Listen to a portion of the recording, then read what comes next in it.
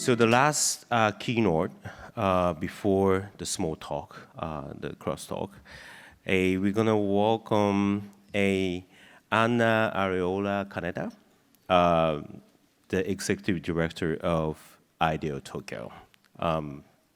Please welcome Ana.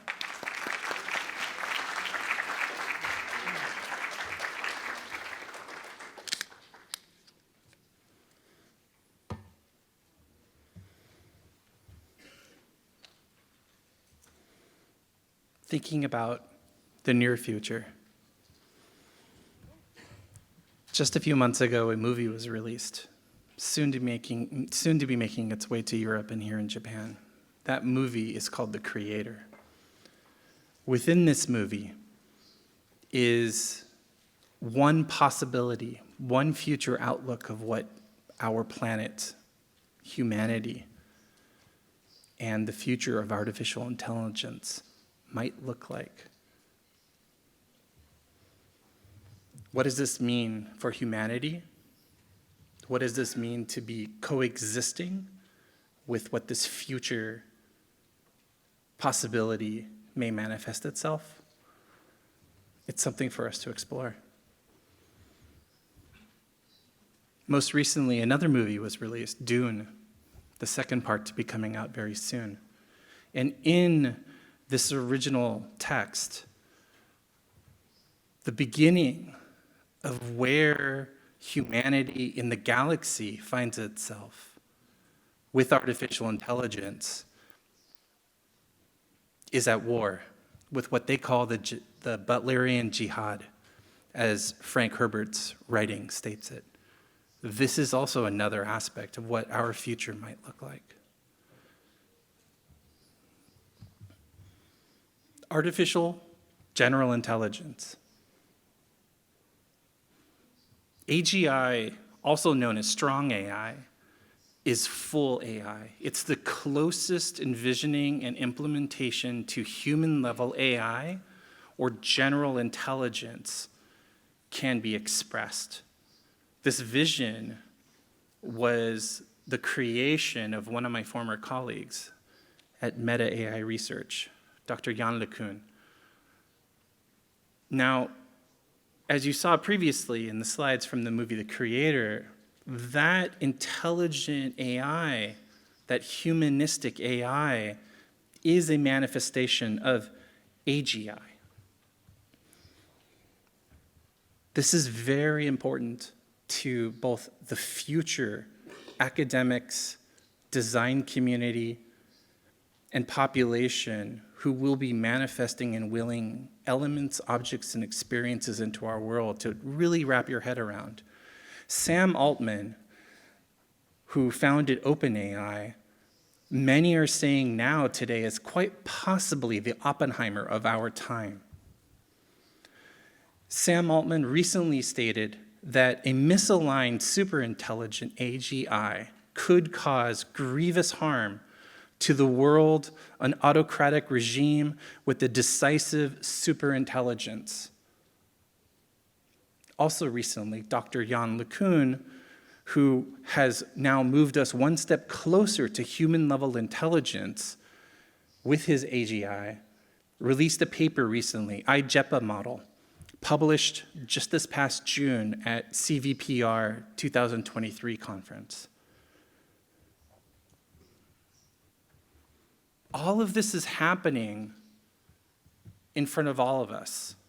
It's happening somewhat in transparency, but it's also happening behind closed and obfuscated organizations. Elements in the cloud where academics and researchers and creatives like ourselves don't have access to. And it's at this actual period where there's a term black box societies, depending upon what flavor of organization you might be thinking about or using or studying in terms of AI, that this term has been coined. Secrecy is approaching critical mass. We are in the dark about crucial decisions. At this particular point, Frank Pascal wrote recently.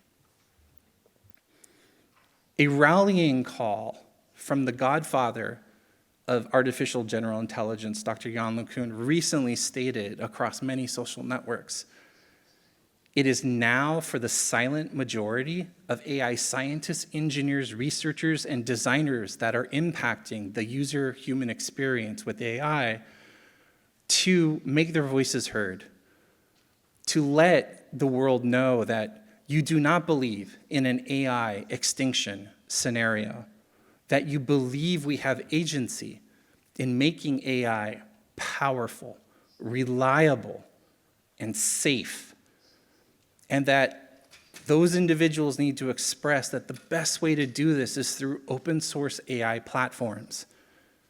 That rallying call, I also reiterate today, we all need to speak up. Now, I personally, and some others, have a sense of techno-optimism. Techno-optimism, especially where I'm from originally, in California, and in particular, the Silicon Valley, is a mantra. Not just a capitalistic mantra, but it is an optimism of hope for the technologies that we are creating. And it is with this that recently Mark Andreessen, partner at A16, one of the world's most bedrock venture capital firms of the world, really sort of pushed this aspect of techno-optimism. I personally see AGI, AI, and all of its various different forms as a technology of which is a means to expand humanity's collective set of choices and relate these choices to a hypothetical future gross domestic product. We talked about that earlier in a few other of the keynotes that came before me. Circularity plays a huge role into this, and it leads into measurements of how we're going to approach this techno-optimism with human choice. It is this importance of collective choice, but also acknowledge that potential harm it may also cause, especially with the marginalized communities and populations and our own wildlife of our planet. Circularity has a stewarding role in how AGI will evolve, the effects and the harms that will possibly present itself going forward. We're talking about multiplicity abstracted.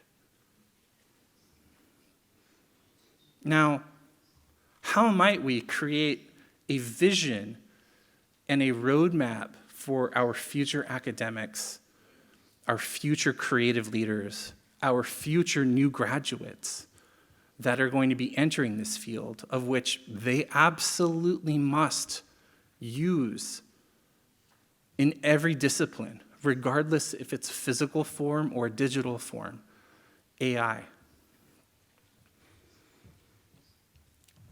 I want to share my thoughts on this. Many of you probably have heard the term generalist, or generalist creative, generalist designer, a T-shaped individual. My perspective on how T-shaped talent that we are growing today may manifest itself, and ideally will need to manifest itself, really is about thinking about how might I be part of a future collective that's going to build upon this future. Not a single designer, researcher that is in practice today can do anything that's going to be created in the next 10 years alone. It's a group effort. I like to say it's part of a jazz band, multidisciplinary folks coming together in deep partnership with organizational leadership and engineering. It's a huge, heavy lift, but it has to happen. And in that partnership, there are responsibilities, there are accountability that will be held upon everyone that is part of that team. Reliability. How might we, as the future creatives, move in a way that is wholesome and supportive in a circular fashion towards this technological future, so that reliability ensures that we're thinking about any potential harm or error, fabricated results, as most often some of you might have heard the term hallucinations, technical inaccuracies, privacy, harm, the violation. This thing, I keep hitting it. Privacy. It's such a serious point now in this talk. Bat. Privacy. How might we think about and design for and do research around hypothetical harms or real harms, making sure that violation of privacy and trust, our own personal training that can be potentially used against us, because it is with us and our human interactions with these large models that we are training the future of this artificial intelligence.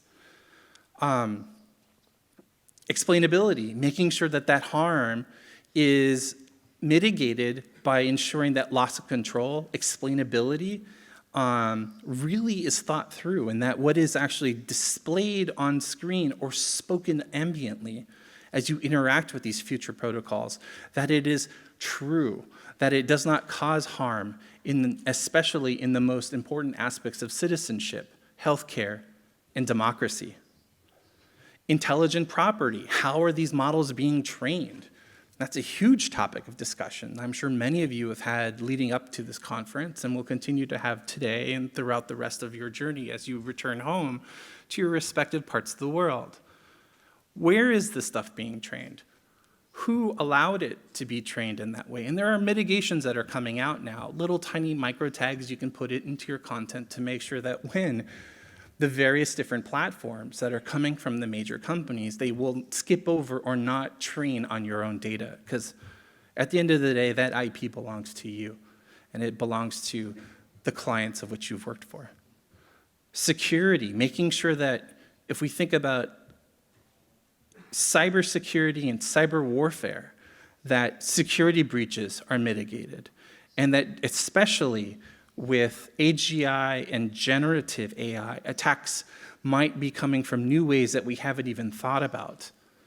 I remember when deepfakes first hit, I was standing not very far away from Mark Zuckerberg's office where I sat, looking over the shoulder of one of my PM counterparts where we saw some of the first deepfakes internally caught before they were released live.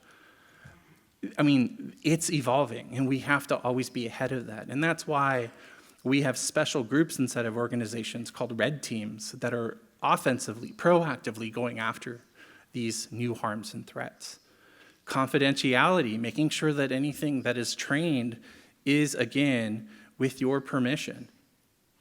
And then lastly, safety, making sure that this manipulation and misinformation as we consider our own citizenship and our own democracies around the world that are free of fraud and deepfakes and undermining our pure fabric of social trust.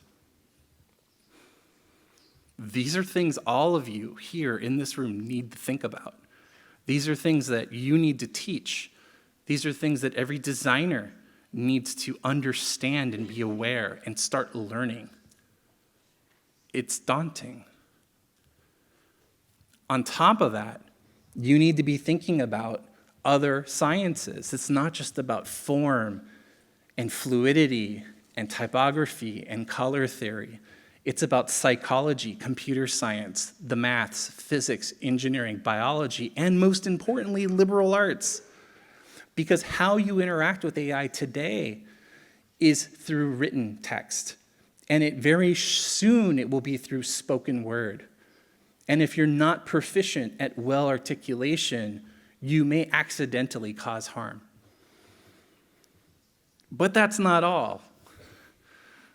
Again, coming back to that jazz band aspect, teams now are made up of data scientists, engineering, not just regular front-end or back-end engineering, but machine learning engineering teams. Design anthropology needs to get ahead of this, both from a quantitative and a qualitative research aspect as you're looking into how this team structure is. Creative writing, content design, visual communication, human affordances with HCI and with interaction design, product design, both from a digital perspective as well as from a physical perspective. And then lastly, ambient design. Ambient design is inevitably the future of where we want to go. I personally believe, if any of you have seen the movie Her, right? That's an amazing future, possibly. Recently, Humane came out with an ambient type AI device from a bunch of my ex-Apple colleagues. So as academics, creatives, creative leaders, we have to be thinking about this, and it's a huge, heavy lift. Thank you for this art from my daughter. You know, the AI models that we need to think about. You know, when just 6 years ago, there were many more technologies in terms of machine learning that we needed to think about. A lot of them have been aggregated into these large, complex models. But lastly, we have to also make sure that as we're teaching the next generation, and as leaders and designers today that are in practice, you need to have business acumen. You need to understand what is the circular impact, what is the financial impact, what is the experiential impact, how are you going to tug on these heartstrings from both a near and a far, but never losing sense of the now. And you can put this in time frame. What are you creating that is now 1 quarter out, 6 months, 12 months out? That's the now. Near being 3 to 5 years out, and far being still tangible and realistic, which is 15 plus years out. If you think about quantum computing, I mean, 10 years ago, quantum computing was way out there. I'm kind of at the edge. Like, quantum compute is almost in the near right now. But creatives need to understand this, especially if you're going to be engaged into creating societal, global, impactful experiences. Again, it's a lot to take in. So, lastly, I want to touch about intersectionality. And as we create and learn and grow, we're all going to have this growth mindset. We need to make sure that we're also building for inclusivity. Not just accessibility, but building for a sense of self. Building and acknowledging that everyone has their own unique experiences. That discrimination and oppression comes in different forms, and we can accidentally design for that. And that we must consider everything and anything that can be possibly a harm for marginalized people and populations. Age, gender, race, class, sexual orientation, physical ability. So when we're creating, we're thinking about this calculus, we're thinking about these variables, and we're considering them for future generations and future experiences. Myself, coming from a pretty intersectional family, myself as a queer leader, lesbian mother, you know, I think about this when I create. And as we think about designing for not any of us in this room, but designing for the youngest and the oldest who are now working in the workforce, who are part of the Gen Z population, and thinking about the alpha generation, my 11-month-old son, of how might we make sure that they come into a world that is safe and secure. To leave with a couple examples of how might we. Previously, my team was thinking about how might we create beautiful, enriching, interactive experiences for the Gen Z population. We believe and we think that data snacking is an essence of how people will interact with surfaces and devices in the future. Another aspect to think about from not ensuring we don't marginalize populations is moving beyond just the really flashy operating system, new hardware type experiences, social experiences.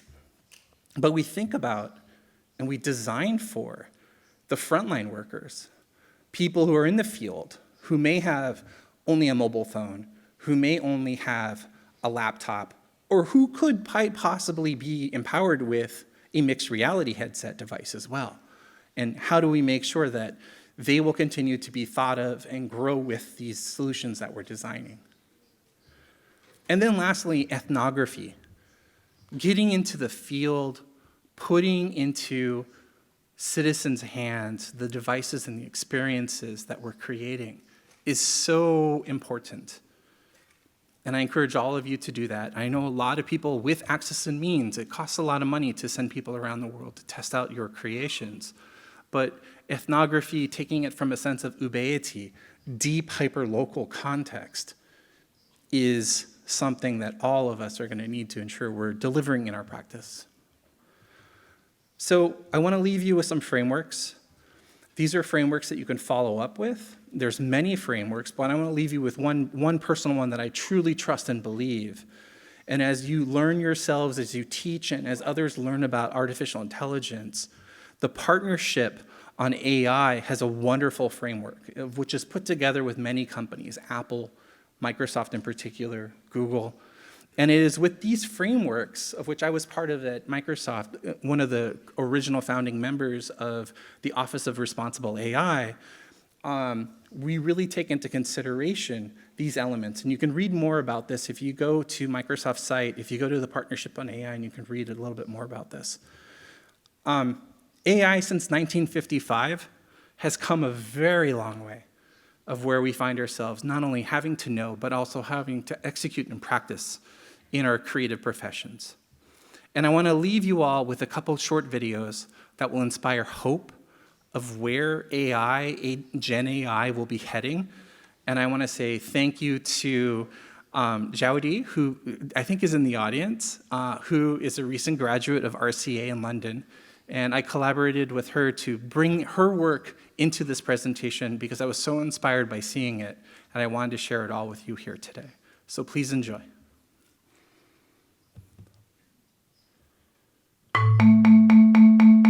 Once we created with our hands. Later we turned to screens, mouses, and keyboards. Today, with the unstoppable evolution of generative AI, our design tools change like never before. We type in prompts, then receive instant results. But sometimes we find ourselves lost in a digital world surrounded by cutting-edge technology. We distance ourselves further from the physical world that inspires us. Is there other ways beyond explicit text to interact with generative AI and bring physical sensations back to our relationship with technology? Let's use our hands to feel and create once again.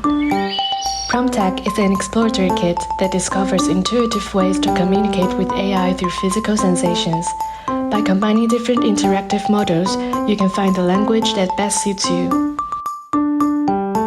Feel the materials with your hands to find the perfect fit. Find real-life colors and add a touch of mood.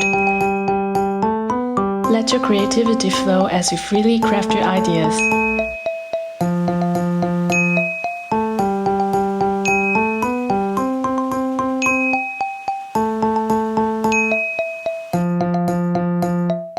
PromptTech communicate with AI in a tactile way. Lastly, for all of you that dabble in color material and finishing,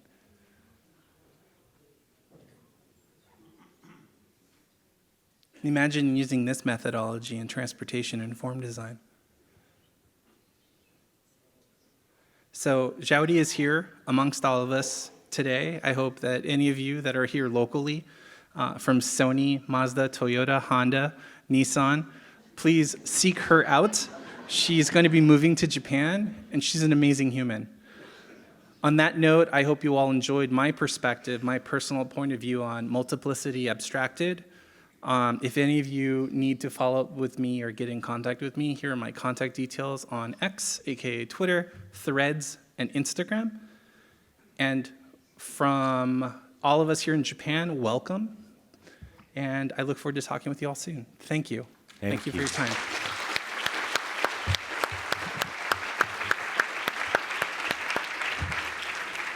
Thank you, Ana. So to wrap up the keynote session, please welcome again the three speakers. Tim,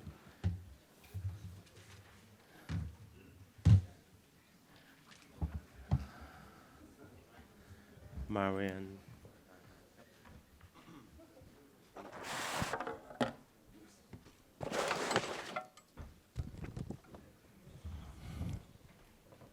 okay, so what we have, great. I think we are shorter than we expected. So we have a little bit less than 20 minutes, and then it was great to have all the keynote session from different perspective.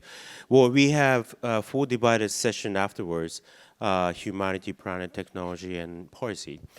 And then the one thing I did want to ask you, 3 of you guys, is that long story short.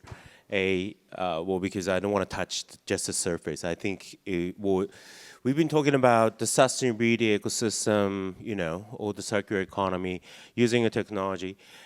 We've been talking about the decades, but we didn't really change. Well, we changed maybe, but we didn't really change thoroughly, which means we have to change. Which means like a design industry have to change, like structurally, or we have to change how we can actually count for example, like economic impact.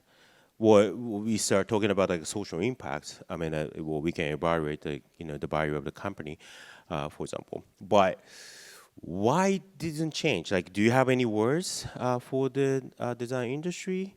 And then what was the things that blocking to actually change? Well, maybe Ana, you want to talk about it? So I think many have not evolved to anticipate or even create that change, predominantly because we're all humans, and it's a lot to learn, as I just took you all through, and that was very high level. Like when you dive into the actual hard sciences, of which creatives who typically don't want to learn this sort of thing, they're now required to, otherwise they will cause harm in the world.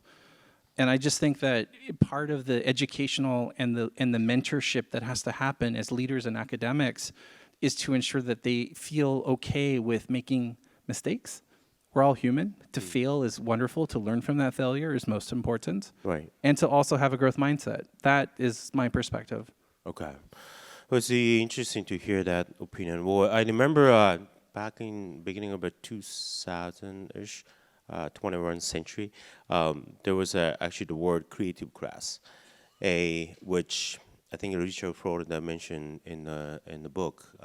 And then I think he was talking about the American economy, that like 30%, the 1/3 of the American labor are the creative class, but because it's trained, they educated.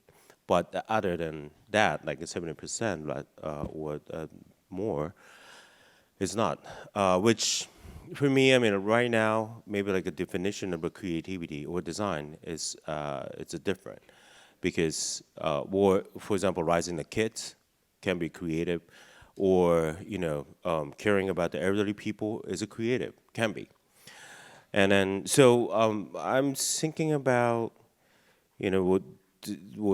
hopefully, like today is the moment that like all the path, like line from a different discipline, or different industry, or different perspective of design, can be swarming together and then try to find the point where it's closed, which is going to be the outcome. Which I learned, I got so many inspiration from Tim Ingold for a long time. And then the last time I interviewed him, which was last year, it was actually a day after the war happened. And then I was asking to Tim, what we need for now. You mentioned about conversation. Yeah. Well, do you have any opinion about like how we can actually like swarming together and try to find the point from a anthropology point of view or your point of view? I think of life itself as an enormous conversation in which everybody has things to say. I rather object, in fact I object strongly to the word creatives. I think it's an appalling idea to suppose that there are some people in this world who are creatives and can somehow come up with ideas, and everybody else who's there just to consume them. Creativity, if we're going to use the term, I think is an aspect of the life process. It's the way in which nature is continually bringing forth new life, including ourselves. And nothing is, as you said, I think, nothing is more creative than bringing a new person into the world. And when you bring a new person into the world, it's not their novelty that matters. It's the fact that it's a new life. And so my view of the conversation is that our role, as designers or anything else, is to actually listen to what people have to say and what they know about their own experience of how to live, and continually to learn from that experience. I mean, every life, in a sense, is an experiment in living. Every one of us is trying to figure out, how do we live in this world? And we're all in the world together. We're all trying to work it out. And it is absurd not to, with all this wisdom around, it's absurd for some people who like to call themselves academics or scientists or designers to say, we know, and we're going to design all this stuff for all you lot to consume. We should be listening to everybody and enabling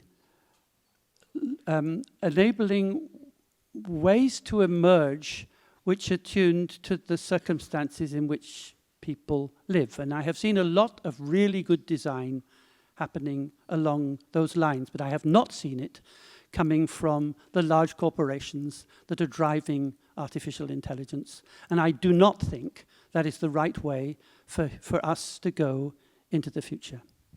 Thank you. Can I just add a little bit to what you just said?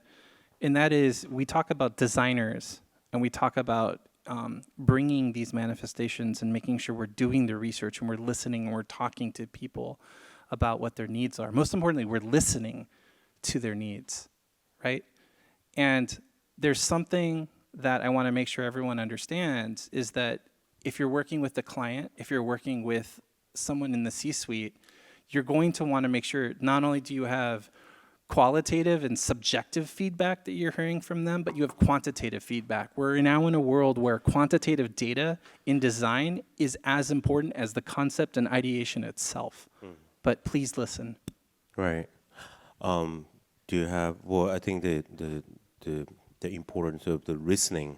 I think you've been talking to like a different disciplinary people or industry people, including design industry or I don't know, the technology industry. But do you have any opinion about that? Well, I'd like first to come back to your first question. Why do we resist change? And I think that's a very natural feature of human mind. We all resist change, especially when it's imposed from someone else. But we are in a context with rapid transformation that is actually causing a lot of stress, a lot of uncertainty. And so this is actually fostering even more resistance due to anxiety than, you know, the normal context. So how can we actually foster change? First, it's by having a vision of the future. Where do we want? What do we want? What future do we want? And also to foster engagement through showing that there are some solutions, tangible solutions, you know, to especially foster resilience, decarbonation, and also that we are in a community. People are not alone facing this problem. There are, you know, a community that can act, that can actually bring its creative minds together to move forward. So this is really key in fostering change, is this teamwork, positive vision, and tangible solutions also to the problems. And this is why designers can have a very important role, because, you know, they can think out of the box and think forward, also think into the future, what the future will be like. Right. Of course, everyone will have to contribute to this vision, but the designers can open the conversation. Thank you. I think well, you bring up the really important part that I think for example, like well, as a good design award, like we set the theme to this year, design and its outcome. So we have to have a North Pole where we're gonna go.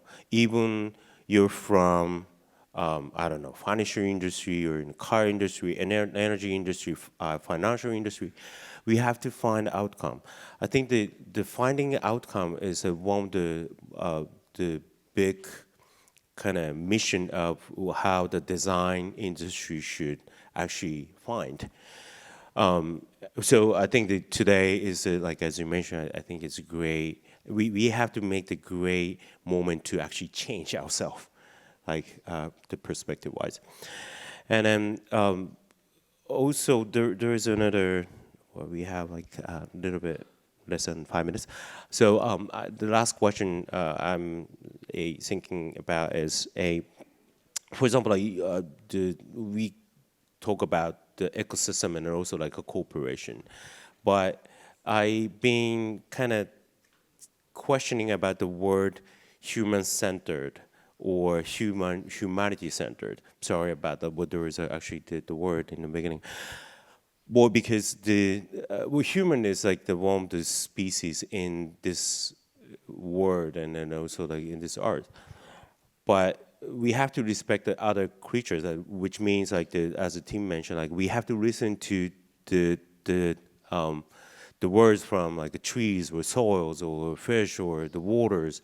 Maybe like this is like so well, the aminism kind of thinking. But this is, you know, well, this is the reason why like we have this conversation in Japan. So we have to listen to like not only the human being, but also like, you know, all the other things, and even like it's not the living things. What do you think, Tim? Do you have any words? Well, yes, we do. And I think this term anthropocentrism has caused an immense amount of confusion. Because it confuses a center for an apex.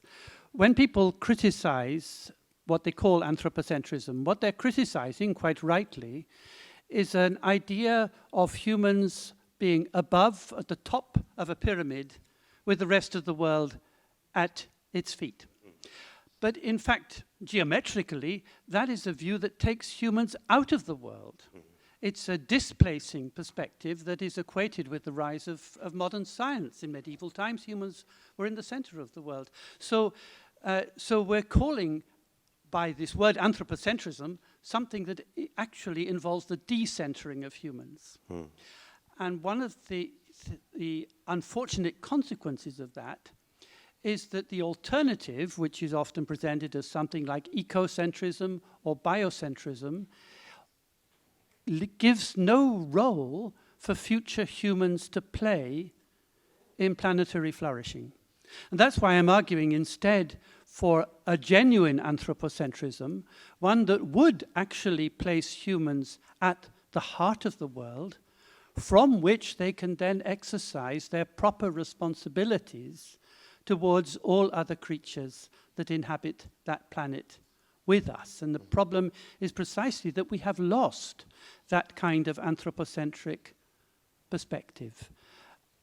So I do believe that humans carry a very special responsibility for life on the planet that probably other beings do not carry, that we need to exercise that responsibly, and we can only do so from a position within the life world of which we are a part. And that is what I would mean by anthropocentrism. Thank you. Yeah, it's do you have any opinion, Marian?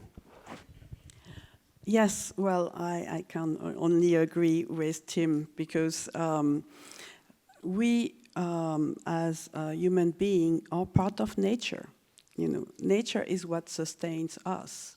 I've tried to show in my presentation that actually we can develop empathy not only with other humans, but with all natural living beings on Earth. And yes, we have a human perspective, and that's normal. But we can, create products or services in a way that will reduce harmful impacts on the environment and actually foster positive impact on nature. So it's possible. We have now methodologies, we have pilot projects, and we have success stories. So let's just do it. Thank you. Do you have any words? Lastly, to bring it back, let's just say need-centered. Like we're addressing the needs of insert variable. That's probably an easier, more approachable, accessible way of saying human-centered and being more inclusive. Thank you. Well, we're running out of time. So I think it's great to have, in terms of keynote, I think we have a big question each moment. I can see a lot of questions. Maybe we can talk about it in the lunchtime, and then we can bring back in the evening to talk deeper about that. And then also